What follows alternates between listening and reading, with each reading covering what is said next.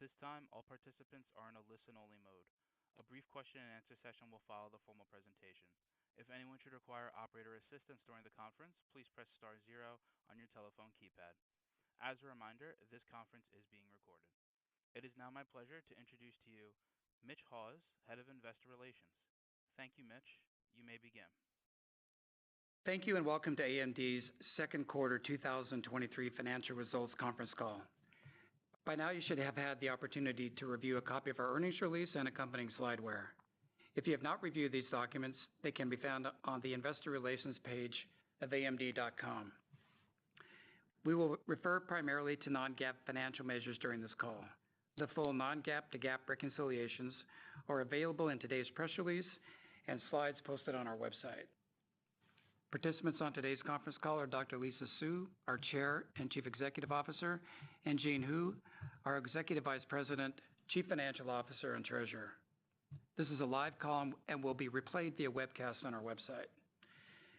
Before we begin, I would like to note that Jean Hu will attend the Jefferies Semiconductor IT Hardware and Communications Summit on Tuesday, August 29th, and the Deutsche Bank Technology Conference on Thursday, August 31st. Dr. Lisa Su will attend the Goldman Sachs 2023 Communacopia and Technology Conference on Tuesday, September 5th.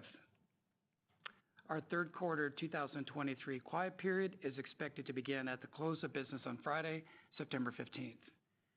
Finally, today's discussion contains forward-looking statements based on current beliefs, assumptions, and expectations, speak only as of today, and as such involve risks and uncertainties that could cause actual results to differ materially from our current expectations. Please refer to the cautionary statement in our press release for more information on factors that could cause actual results to differ materially. With that, I'll hand the call over to Lisa. Lisa? Thank you, Mitch, and good afternoon to all those listening in today. We executed well in the second quarter, launching multiple leadership products, significantly expanding our AI engagements, and ramping our latest Zen 4, EPYC, and Ryzen product families. Second quarter revenue declined 18% year-over-year to $5.4 billion. Sales were flat sequentially as client and data center segment growth was offset by expected declines in our gaming and embedded segments.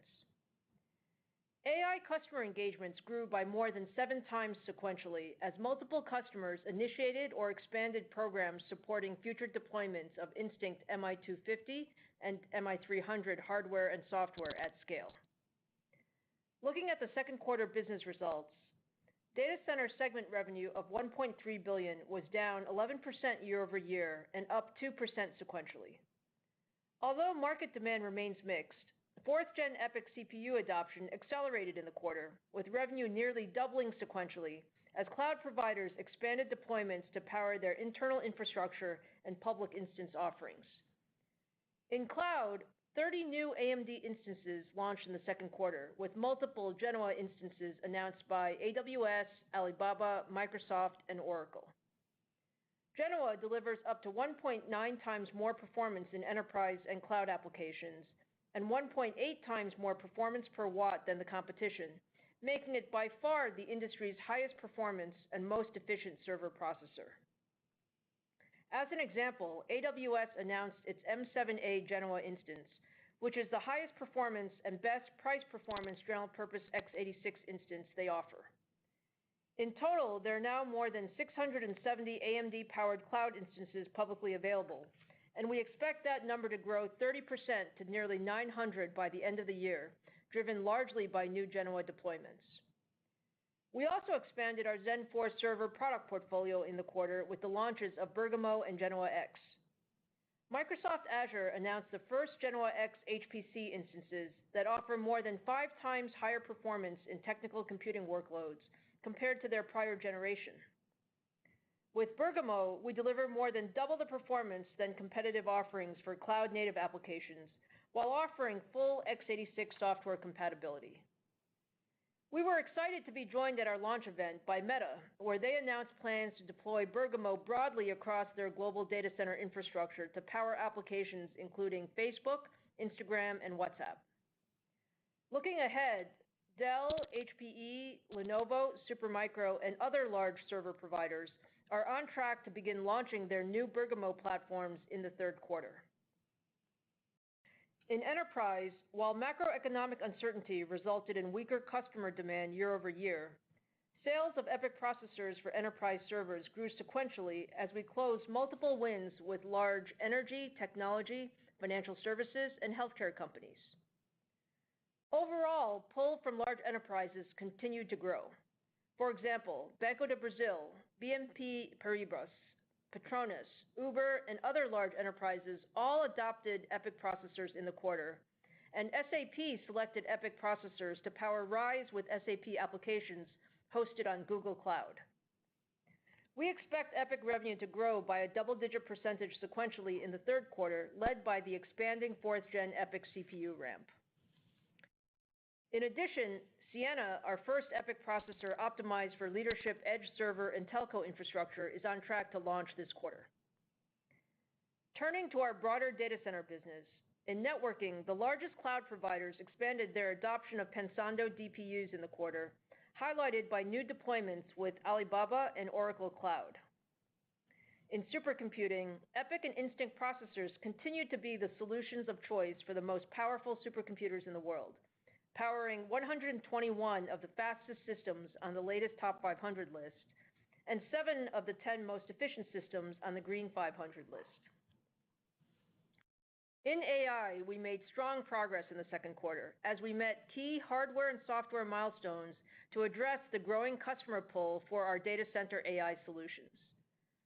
Our AI strategy is focused on 3 areas. First, deliver a broad portfolio and multi-generation roadmap of leadership GPUs, CPUs, and adaptive computing solutions for AI inferencing and training.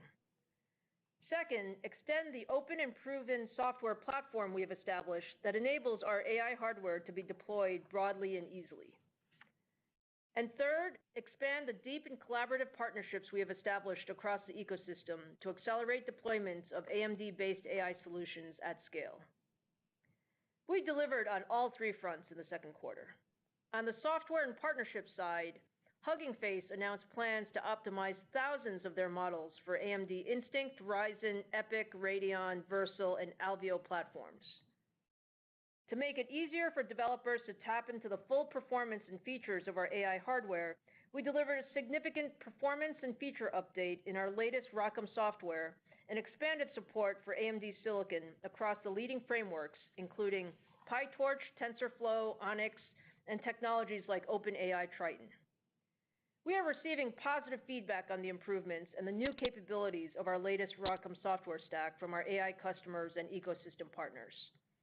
As an example, leading AI software company Mosaic ML recently highlighted that our Instinct MI250 accelerator delivers competitive training performance with minimal or no changes to the underlying AI software.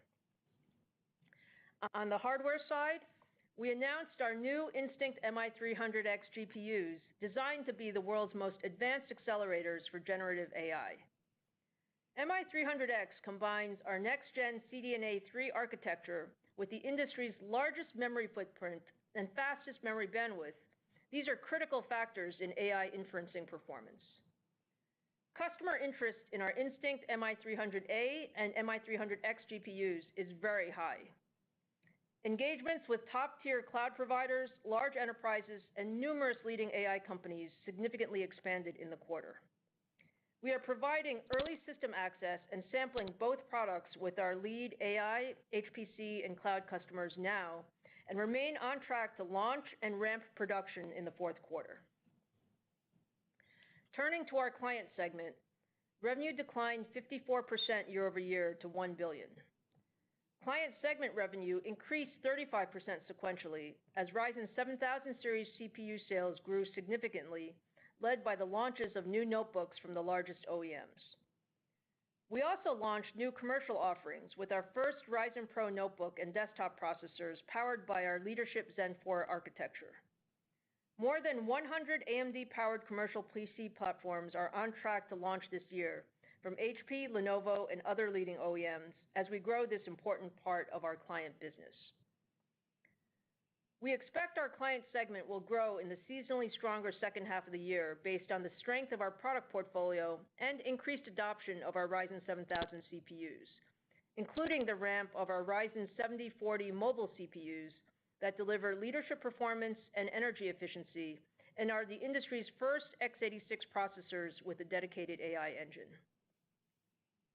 Going forward, we see AI as a significant PC demand driver as Microsoft and other large software providers incorporate generative AI into their offerings.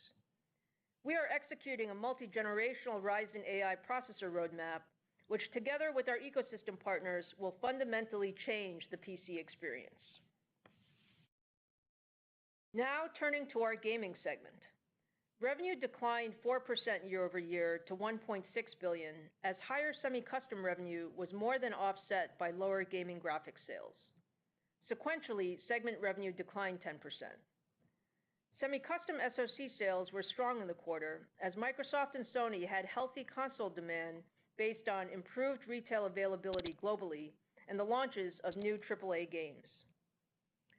In gaming graphics, we expanded our Radeon 7000 GPU series in the second quarter with the launch of our mainstream RX 7600 cards for 1080p gaming. We are on track to further expand our RDNA 3 GPU offerings with the launch of new enthusiast class Radeon 7000 series cards in the third quarter. Turning to our embedded segment, revenue increased 16% year-over-year to $1.5 billion. Sequentially, revenue declined 7% as solid demand with industrial, vision and healthcare, automotive, and broadcast customers was offset by softness with communications customers as some operators slowed their infrastructure upgrades. We expanded our leadership adaptive computing product portfolio in the quarter, launching our new Versal Premium VP1902 adaptive SoC with advanced chiplet packaging, the industry's largest and most performant solution for emulating and verifying next-generation ASICs and SoCs. In the low end, we announced our Spartan UltraScale Plus FPGA family to address a new range of cost-optimized industrial, computer vision, healthcare, and robotics applications. We also released enhanced versions of our Vivado and Vitis software platforms that make it easier for customers to develop highly performant applications for our Versal adaptive SoCs. Embedded CPU sales grew in the quarter with the launches of new AMD-powered security, storage, and networking solutions from HPE, Fortinet, and other leading vendors.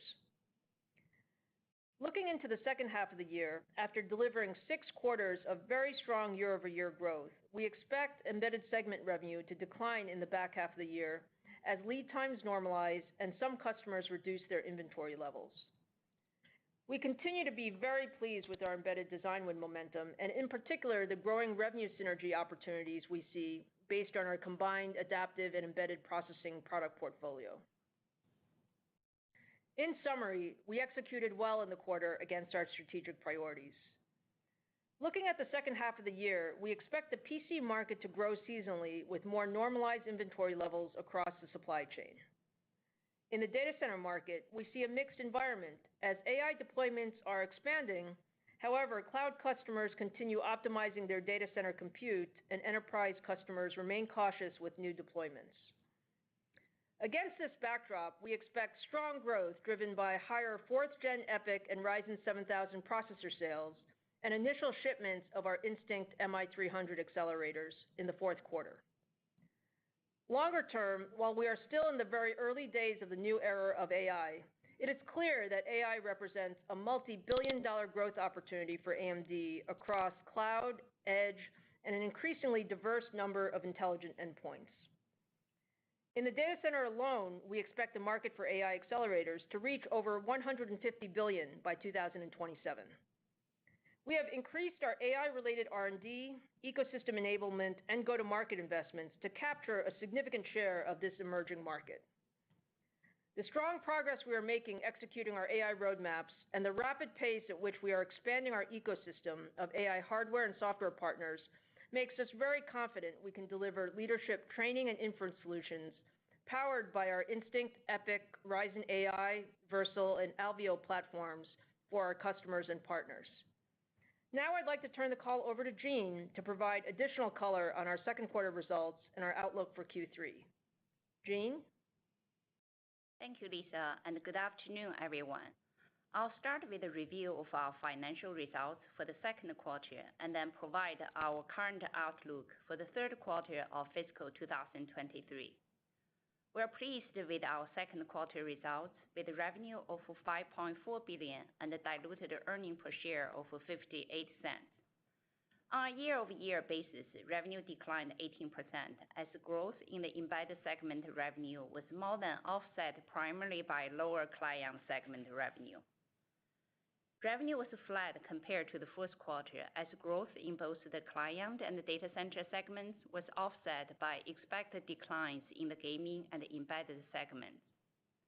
Gross margin was 50%, down approximately 4 percentage points from a year ago, primarily driven by lower client segment performance, partially offset by strong embedded segment performance. Operating expenses were $1.6 billion, an increase of 3% year-over-year, primarily due to higher R&D investments. Operating income was $1.1 billion, down $914 million year-over-year, and the operating margin was 20%. Interest expense, taxes, and other was $120 million. For the second quarter, diluted earnings per share was $0.58, compared to $1.05 in the same period last year. EPS declined on a year-over-year basis, primarily due to client segment performance. Now turning to our reportable segments for the second quarter. Starting with the data center segment, revenue was $1.3 billion, down 11% year-over-year, mainly due to lower third-generation EPYC processor sales as enterprise demand was softer and the inventory levels were elevated at certain MDC customers. Data center revenue grew sequentially with strong sales of our fourth-generation EPYC processors, specifically Gen 1, partially offset by decline in adaptive SoC product sales. Data center segment operating income was $147 million, or 11% of revenue, compared to $472 million, or 32% a year ago. Lower operating income was primarily due to lower revenue and increased R&D investment to support future growth. Client segment revenue was $998 million, down 54% year-over-year due to reduced processor shipment resulting from a weaker PC market and significant inventory correction across the PC supply chain. On a sequential basis, revenue grew 35% as we ramped our Ryzen 7000 series processors and the PC market conditions improved. Client segment operating loss was $69 million compared to operating income of $676 million a year ago, primarily due to lower revenue. We expect the client segment to return to profitability in the third quarter. Gaming segment revenue was $1.6 billion, down 4% year-over-year. Semi-customer revenue grew year-over-year, which was more than offset by lower gaming graphics revenue. On a sequential basis, gaming revenue declined 10% in line with our expectations. Gaming segment operating income was $225 million, or 14% of revenue, compared to $187 million, or 11% a year ago, primarily due to higher semi-customer revenue. Embedded segment revenue was $1.5 billion, up 16% year-over-year, primarily driven by strengths in the industrial, vision, healthcare, automotive, test, and emulation market. On a sequential basis, embedded segment revenue declined 7%, primarily due to weaker communication market demand. Embedded segment operating income was $757 million, or 52% of revenue, compared to $641 million, or 51% a year ago, primarily driven by higher revenue. Turning to the balance sheet and the cash flow. During the quarter, we generated $379 million in cash from operations. Free cash flow was $254 million. Inventory increased by $332 million to support the continued ramp of advanced technology products. We expect inventory to decline as we ship this product to customers in the second half of the year. At the end of the quarter, cash equivalent, and short-term investment was strong at $6.3 billion. Now turning to our third quarter 2023 outlook. We expect revenue to be approximately $5.7 billion ± $300 million, an increase of approximately 2.5% year-over-year, and approximately 6.5% sequentially. Year-over-year, we expect revenue for the client segment to be up, data center segment to be flattish, and the gaming and embedded segments to decline. Sequentially, we expect the client and the data center segment to each grow by a double-digit percentage, and the gaming and embedded segments to decline. Non-GAAP gross margin to be approximately 51%. Non-GAAP operating expenses to be approximately $1.65 billion. Non-GAAP effective tax rate to be 13%, and the diluted share count is expected to be approximately 1.63 billion shares. In closing, I'm pleased with our second quarter top line and bottom line execution. We expect our new product ramps across the data center and the client segment to drive sequential growth into the third quarter. Importantly, our leadership product portfolio, data center and AI investment priorities, and the financial strength position us well for long-term growth. With that, I'll turn it back to Mitch for Q&A session. Thank you, Jean. John, we're happy to poll the audience for questions. Thank you. We will now be conducting a question and answer session. If you would like to ask a question, please press star one on your telephone keypad. A confirmation tone will indicate that your line is in the question queue. You may press star two if you would like to remove your question from the queue. For participants using speaker equipment, it may be necessary to pick up your handset before pressing the star keys. We ask that you please limit yourself to one question and one follow-up. Thank you. One moment, please, while we poll for questions. And the first question comes from the line of Matt Ramsay with TD Cowen. Please proceed with your question. Yes, good afternoon. Thanks for taking my questions. Congrats on the results. I guess, Lisa, my first question is around the data center business. I think we're all across the industry observing a shift in workload and spending patterns like maybe we've arguably never seen. And your company's in a great position to participate on both sides of that, on the CPU strength and obviously in the AI space. Last quarter, you had given us some metrics around potentially being able to grow your data center business by 50% in the second half of the year versus the first half. And maybe you could give us a little bit of an update on how you're thinking about that milestone and the drivers of growth across CPU and accelerator for the back half. Thanks. Yeah, sure, Matt. Thanks for the question. So you're absolutely right. You know, it's a very dynamic market right now in the data center. We certainly see, let me go through some of the pieces. So on the positive side, we certainly see that acceleration of AI demand. From our standpoint, we see it in a couple ways. We have a number of design wins in AI deployments as, sort of the CPU that goes with GPUs as well as other accelerators. So in the head nodes, we've seen that positive on the CPU side. We've also seen some strong interest in our MI250 accelerator, which is currently shipping right now. And we see very strong pull on the MI300 accelerators that are starting production in the fourth quarter. So those are the positive market dynamics as we go into the second half of the year. We also see some of the softer cloud spend that is happening outside of AI as some of the cloud vendors are optimizing, sort of their CapEx. And enterprise, I would say, is still on the weaker side. But with all of that in place, we are expecting a large ramp in the second half for our data center business and weighted towards the fourth quarter. And we are still looking at a zip code of, let's call it 50% plus or minus second half to first half. So it's a big ramp, but when we look at all the components, I think that the customer pull is certainly there, and it's exciting to be in this part of the industry. No, thank you for that, Lisa. I guess as my follow-up, still sticking with the data center business, your company's aggressively trying to ramp both the hardware and the software side of the MI300 programs to support AI. There's been some conflicting reports as to whether all of those deployments are on time. I think you've in the prepared script said what you guys think about that. I guess my question is really around the software work and the hardware itself that you're doing with your lead customers. Maybe you could give a little bit about, I guess, firstly, how the customer feedback has been on the performance of the hardware itself, and secondly, how you think the software work you're doing with your lead customers will translate into other customer deployments as we work through next year. Thanks.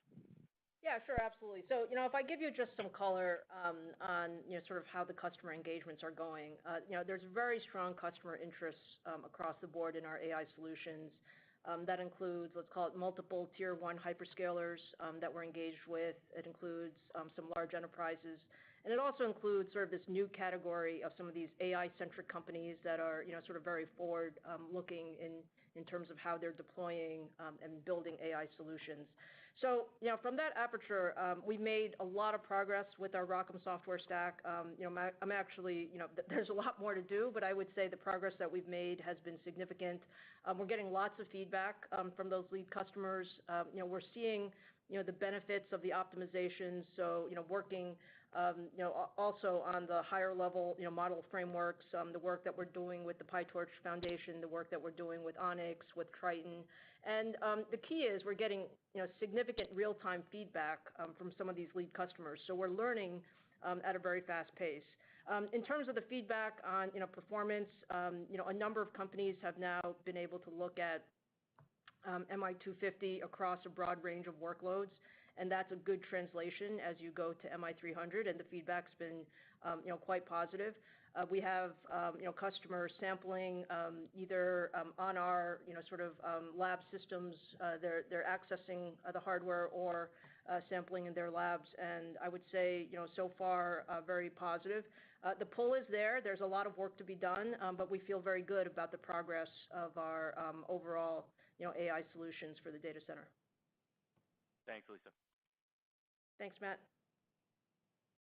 And the next question comes from the line of Aaron Rakers with Wells Fargo. Please proceed with your question.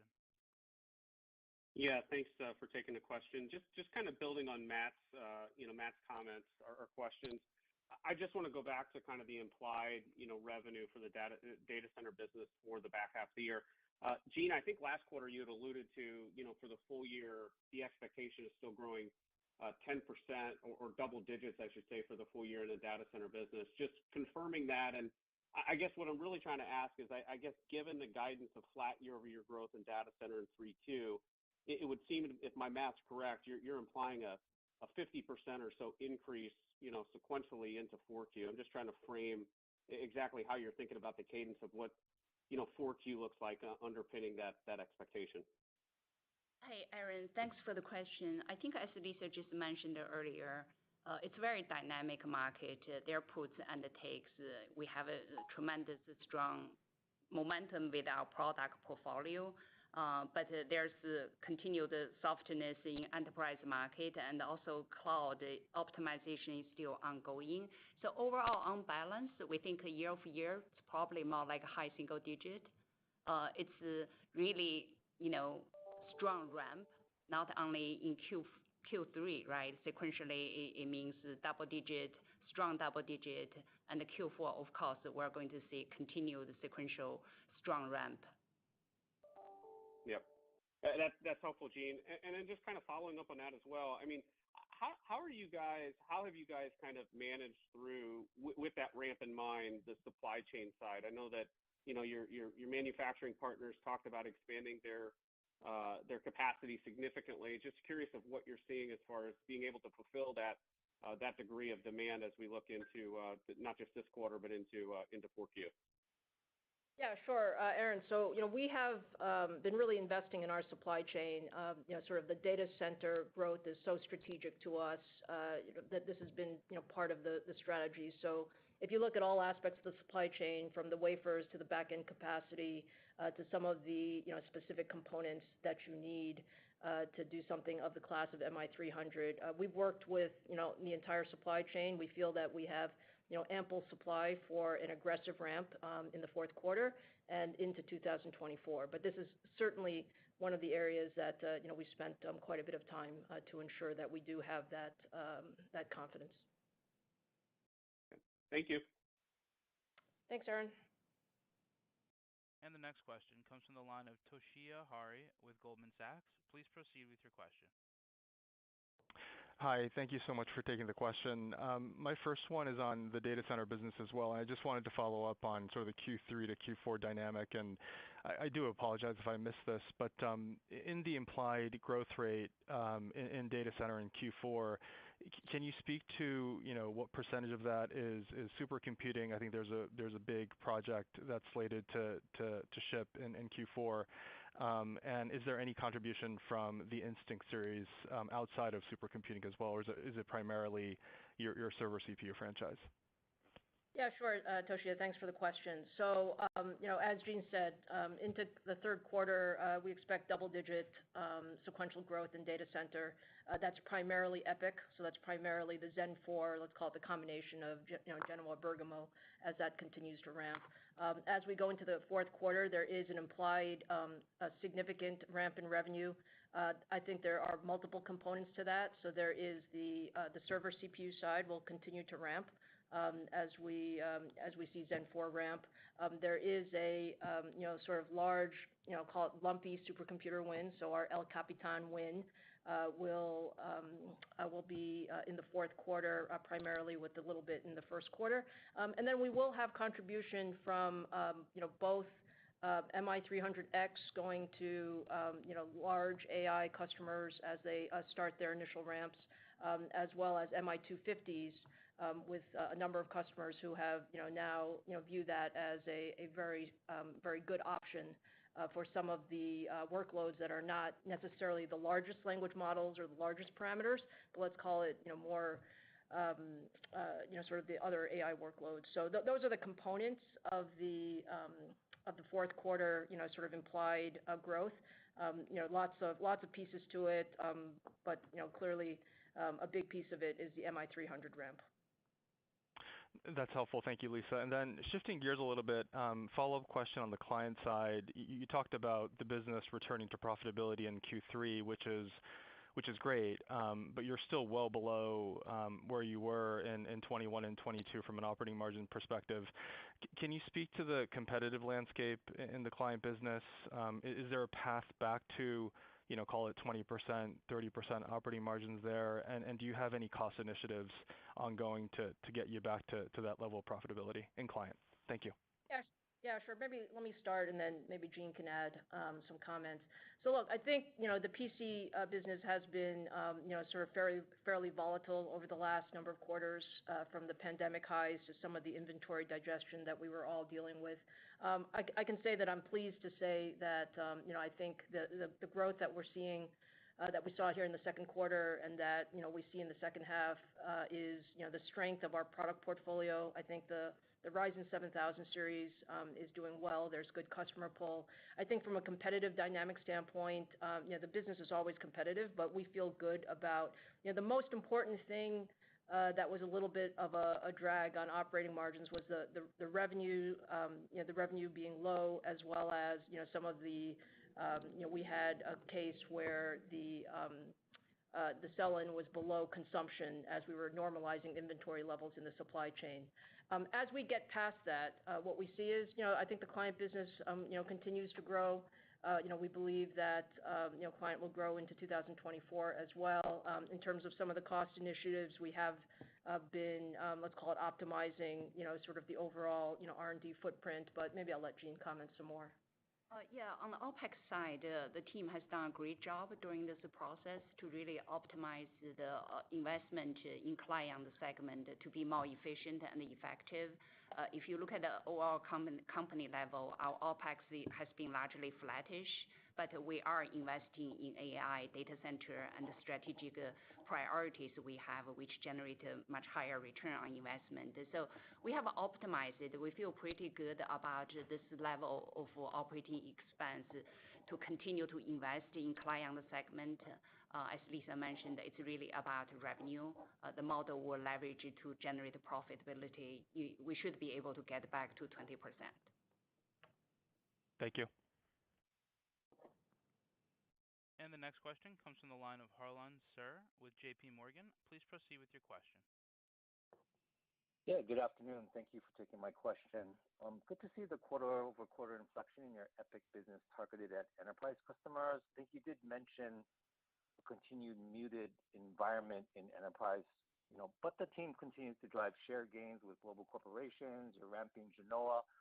Are you anticipating your enterprise segment to contribute to the strong second half growth profile of your data center business?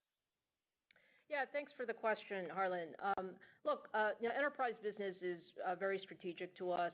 We feel that we're underrepresented. It's a place that we're putting more resources because, again, when we look at the value proposition of Genoa and the entire sort of Zen 4 portfolio, we think it plays very well into the enterprise.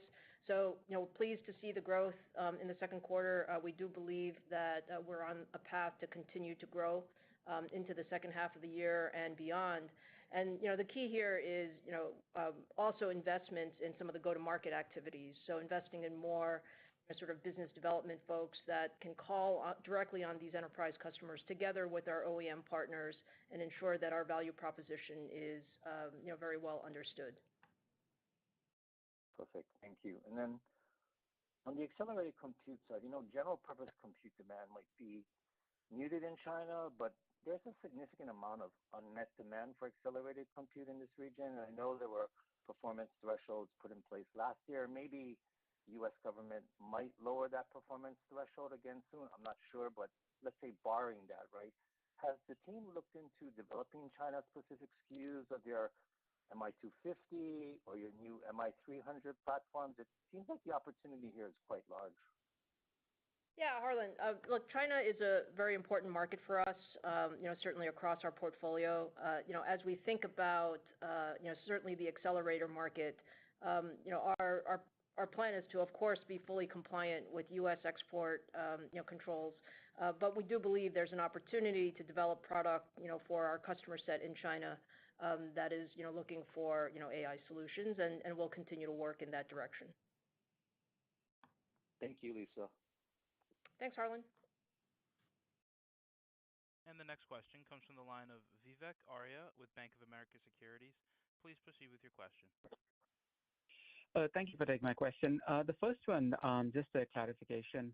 Would it be reasonable to assume that your GPU accelerator sales, right, could be about, say, $500-ish million this year, so about 7-8% of data center sales? And if that is the right number, does it mean your server CPU sales are effectively flattish year on year this year?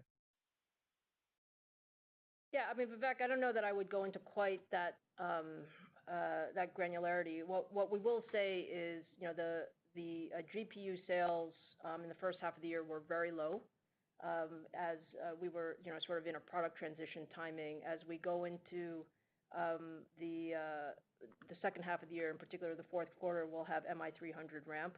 I think your number may be a little bit high in terms of the GPU sales, but overall, in general, I think our expectation is that, as Jean said, the data center business, given all of the market dynamics, we see it up high single digits year on year.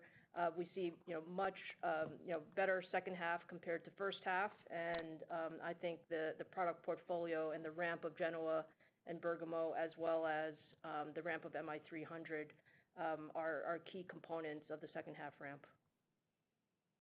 Thank you, Lisa. And for my follow-up, just kind of a broader question on AI accelerators in the commercial market. So I'm excluding the supercomputing, the El Capitan projects, et cetera. What is AMD's specific edge in this market? There are already strong and established kind of merchant players. There are a number of ASIC options. A number of your traditional competitors, Intel and others, and several startups are also ramping. So my question is, what is AMD's specific niche in this market? What is your value proposition, and how sustainable is it? Because you're just starting to sample the product now. So I'm trying to get some realistic sense of how big it can be and what the specific kind of niche and differentiation is for AMD in this market. Yeah, sure, Vivek. So I think maybe let me take a step back and just talk about sort of our investments in AI. So our investments in AI are very broad, and I know there's a lot of interest around data center, but I don't want us to lose track of the investments on the edge as well as in the client. But to your question on what is our value proposition in the data center, I think what we have shown is that we have a very strong capability with supercomputing, as you've mentioned. And then as you look at AI, there are many different types of AI. If you look across training and inference, sort of the largest language models and what drives some of the performance in there. When we look at MI300, MI300 is actually designed to be a highly flexible family of products that looks across all of these different segments. And in particular, where we've seen a lot of interest is in the sort of large language model inference.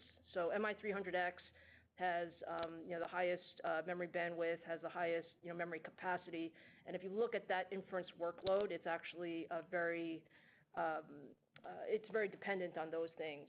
That being said, we also believe that we have a very strong value proposition in training as well when you look across those workloads, and the investments that we're making, not just today, but going forward with our next generation MI400 series and so on and so forth, we definitely believe that we have a very competitive and capable hardware roadmap. I think the discussion about AMD, frankly, has always been about the software roadmap, and we do see a bit of a change here on the software side. Number one, we've put a tremendous amount of resource on it. So bringing together our former Xilinx software team together with the AMD sort of base software team, we've dramatically increased the resources.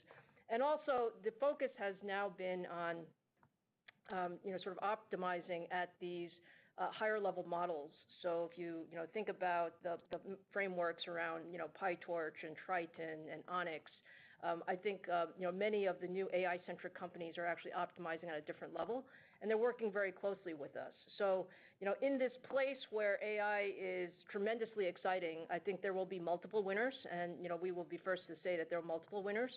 But we think our portfolio is actually fairly unique in the sense that we do have CPUs, GPUs, we have the accelerator technology with Ryzen AI on the PC side, as well as in the embedded side with our Xilinx portfolio. So I think it's a pretty broad and capable portfolio. Thank you, Lisa. And the next question comes from the line of Stacy Rasgon with Bernstein Research. Please proceed with your question. Hi, guys. Thanks for taking my questions. I wanted to first go back to the Q4 data center guide. So if I do my math right, it's something like $700 million sequentially in data center from Q3 to Q4. So how much of that is MI300 versus CPU? And given the lumpiness of the El Capitan piece, what does that imply for the potential seasonality into Q1 as most of it rolls off? Yeah, sure. So it is a large ramp, Stacy, into the fourth quarter. I think the largest piece of that is the MI300 ramp. But there is also a significant component that's just the EPYC processor ramp with, as I said, the Zen 4 portfolio. In terms of the lumpiness of the revenue and where it goes into 2024, let me give you kind of a few pieces. So I think there was a question earlier about how much of the MI300 revenue was AI-centric versus, let's call it supercomputing-centric. The larger piece is supercomputing, but it's meaningful revenue contribution from AI. As we go into 2024, our expectation is, again, let me go back to the customer interest on MI300X is very high. There are a number of customers that are looking to deploy as quickly as possible. So we would expect early deployments as we go into the first half of 2024, and then we would expect more volume in the second half of 2024 as those things fully qualify. So it is going to be a little bit lumpy as we get through the next few quarters, but our visibility is such that there are multiple customers that are looking to deploy as soon as possible, and we're working very closely with them to do the co-engineering necessary to get them ramped. I mean, but like of the $700 million, it's like $400 million of it El Capitan, or is it $500 million or $300 million? Like how big is the El Capitan piece? You can assume that the El Capitan is several hundred million. Several hundred. Okay. For my follow-up, just, gross margins are, you coming up in the second. I mean, they still kind of missed in the quarter. I know they rounded up to 50, but they were 49.7. I know you're guiding 51 for Q3. Like, Gene, where do you see gross margins sitting like in Q4 as we exit the year? Yeah, I think the gross margin is for us the primary driver, as we discussed in the past. It's really mix. And if you look at our guidance or outlook of Q3 gross margin of 51%, it's more than 1 percentage point improvement sequentially, despite of very significant headwind from embedded business declining in Q3. So the data center and the client business are expected to grow double-digit sequentially and provide a positive impact on the gross margin, which actually more than offset the headwind from embedded business. So going into Q4, again, we're not guiding Q4, and it's going to depend on mix. I would say one thing is you will have a similar dynamics, right? The data center is expected to grow very significantly. At the same time, we're going to have the same headwind from embedded business declining sequentially. So overall, we do expect the gross margin to improve from this level going forward. Okay, thank you. And the next question comes from the line of Joe Moore with Morgan Stanley. Please proceed with your question. Great, thank you. You've talked about the embedded business declining as you move into the second half. Can you give us a sense for how much, and is that decline a function of the comm infrastructure market, or are you seeing weakness, beyond that part of the market? Yeah, sure, Joe. Thanks for the question. So look, when I look at the embedded business, I think we should start by remembering that we're coming off of 6 quarters of very strong growth. I mean, this business has performed extremely well, and very pleased with the overall momentum in the business. To your exact question of what we're seeing in the markets, we're actually seeing the core markets hold up pretty well. So let's call it aerospace and defense strong, industrial vision and healthcare strong, test and emulation strong. We are seeing communications weakness, so that is the primary driver of the second half commentary. And there's also some inventory optimization, as you might expect, since our lead times have come down over the last several months. So in terms of zip code, I would say think of it as double-digit down sequentially in the third quarter, and that's the current view that we have. But overall, the business has been extremely strong for us, so I think this is sort of an expected decline as we come off the cycle. Great. And any sense for beyond this quarter, since we've asked you so many Q4 questions already today, but any sense for, is that kind of the bottom level, or, do you expect there to be some continued contraction? As Gene would say, we're not guiding for the fourth quarter, but I think you should expect embedded sort of in that similar zip code. Yeah, that's what I would say. Okay, great. Thank you. And the next question comes from the line of Timothy Arcuri with UBS. Please proceed with your question. Thanks a lot. Gene, my first question is on inventory. You said it's going to come down a bit as you ramp into the Q4. Obviously you have a big Q4. Can you sort of shape that out for us? Before this, normalized inventory days were kind of 90 to 100 days. Where do you think you're going to exit Q4 in terms of inventory days? Yeah, Tim, thanks for the question. I think as we ramp those product lines in Q3 and Q4, you will see inventory come down first in Q3 and in Q4 again. I think the inventory days of inventory probably will be around 110 to 120 days. The key thing is if you look at a lot of our product, they are like advanced process technology, 5 nanometer, 4 nanometer, 6. The manufacturing cycle tend to be long, so in the longer term, you should expect us from days of inventory be more around 100 to 120 days versus, traditionally like 80 days or 75 days. That would be too short for really most advanced process technologies. Thanks a lot. And then my follow-up is for you, Lisa. So, if you kind of add up the units, the customer interest, you can easily get to several 100,000 units. It seems to me for the MI300X, next year. So the question really is on the supply chain and particularly CoWoS. Do you think that's going to be a bottleneck for you? I know that they've been expanding capacity. I know you've been trying to procure more there. Can you sort of talk about that and do you think that supply could become a limiting factor for you next year? Thanks. Yeah, absolutely. So I'm not going to comment on the exact units, but what I will say is that we've been focused on the supply chain for MI300 for quite some time. It is tight. There's no question that it's tight in the industry. However, we have sort of commitments for significant capacity across the entire supply chain. So CoWoS is one piece of it. High bandwidth memory is another piece of it, and then just the general the general capacity requirements. And look, our goal is to make this a significant growth driver for AMD. I think it's a great market opportunity. We love the engagements with customers, and it's our responsibility to provide the supply for the demand, and so that's what we've been working on. Thanks a lot. Thanks, Tim. And the next question comes from the line of Christopher Rolland with SIG. Please proceed with your question.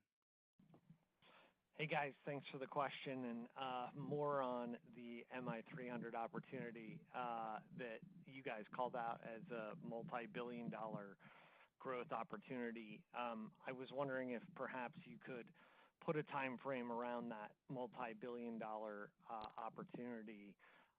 But more specifically, have you guys ported over MI300 LLMs to MI300? Have you looked at the performance? How do they perform? Are you excited about that? And then in terms of hyperscale uptake, is it the X version, the GPU-only version that you expect to be the biggest seller here? And have you had any semi-custom kind of configurations here, that potentially might even include an FPGA or other kind of Lego movements on the MI300? Thank you. Sure. So there were a lot of aspects to that question, Chris. So let me try to give you some framework here. I don't think we're ready to talk about timing yet of revenue numbers. What we will say is we do believe it's a multi-billion-dollar opportunity. I think 2024 is a very important year for us. Ramping MI300 in multiple customers is sort of over the next several quarters is very important. I think I mentioned earlier in the Q&A that the customer interest is actually diverse, which is great.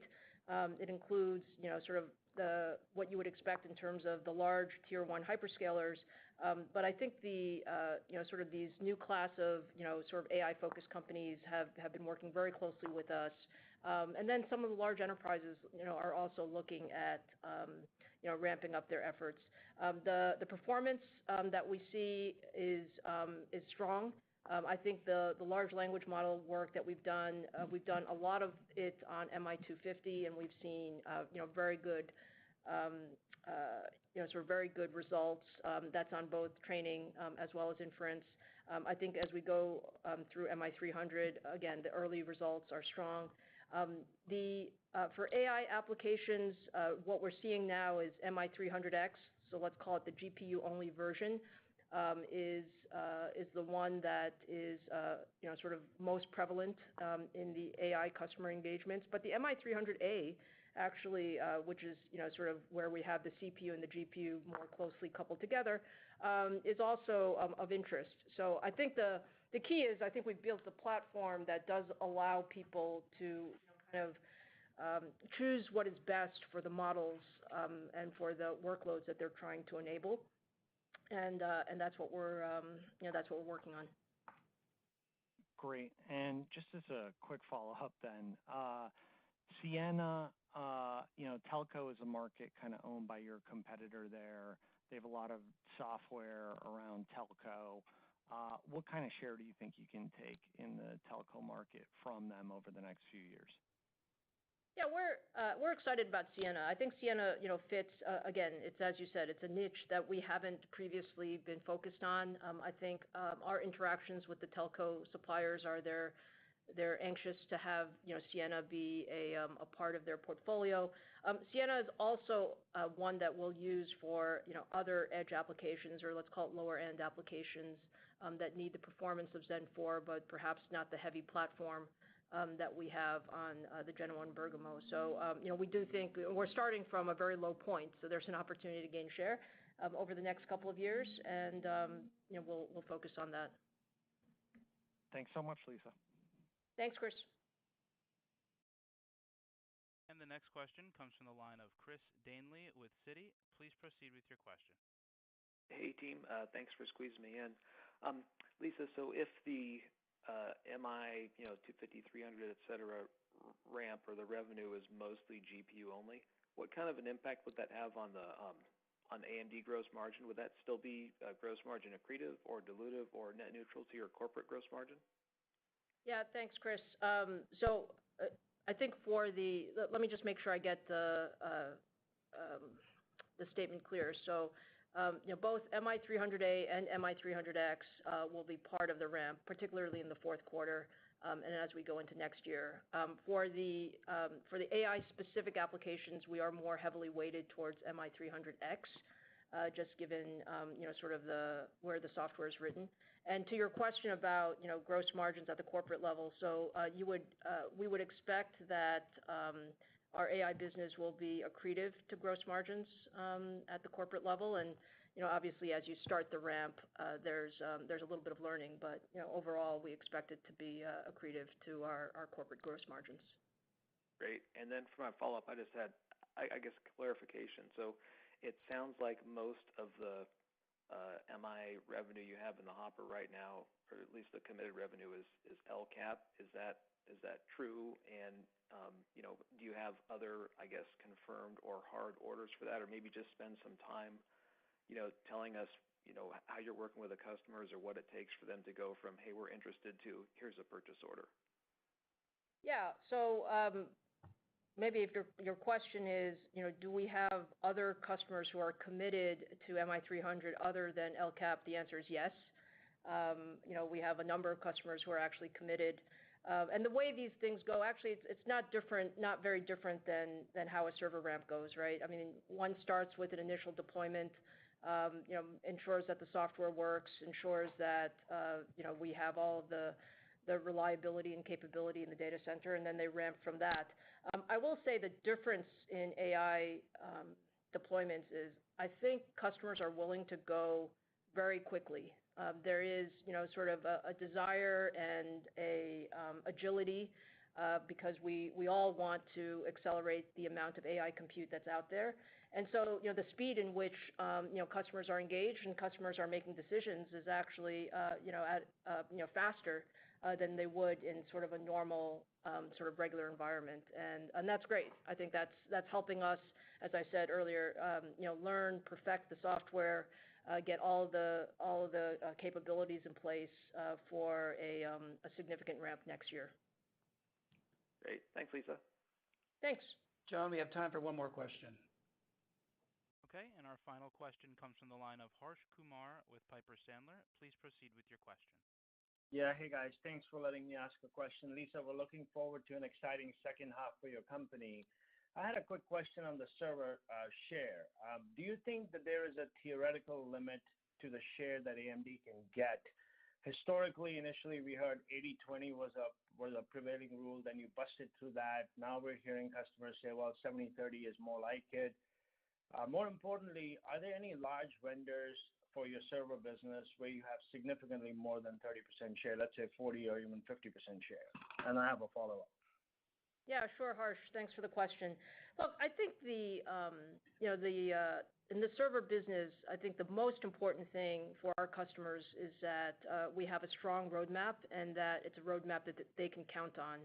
And we've been building that, sort of working model, that roadmap, and that trust over the past 4 or 5 years. So I don't think there's any theoretical cap on AMD share. I would say if we look today, there are multiple customers who have us deployed in their data centers at more than 50% share. And from our view, the place where we have perhaps been a bit more underrepresented is in the enterprise, and that's just a matter of sort of the breadth of enterprise customers and the breadth of enterprise software. So we believe that we have leadership today, and we will very, very focused on ensuring that we continue leadership in the market. And with that, there's an opportunity to continue to gain share in the server market. Thank you, Lisa. For my second one, can you help us think a little bit about the generative AI spend? Let's say, if you can cite for us some kind of metric as to how many dollars of spend today are you seeing from your customers on generative AI for, let's say, each dollar of regular, server CPU spend. Is there a metric that we can think of? Is there a trend today, and where do you think it can be in a couple of years? Yeah, I think, Harsh, the best way to answer that, and again, we're all sort of it's all a crystal ball as to what's going to happen over the next 4 or 5 years. There's no question that the demand for generative AI solutions is very high, and there's a lot of compute capacity that needs to put in.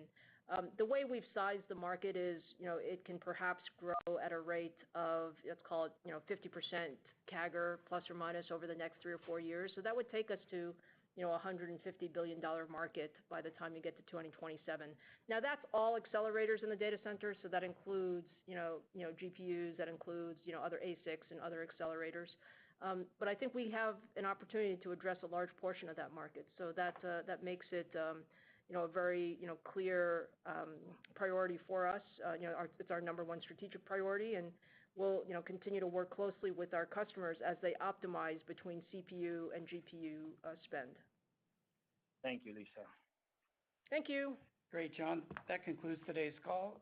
Thank you to everyone for joining us today.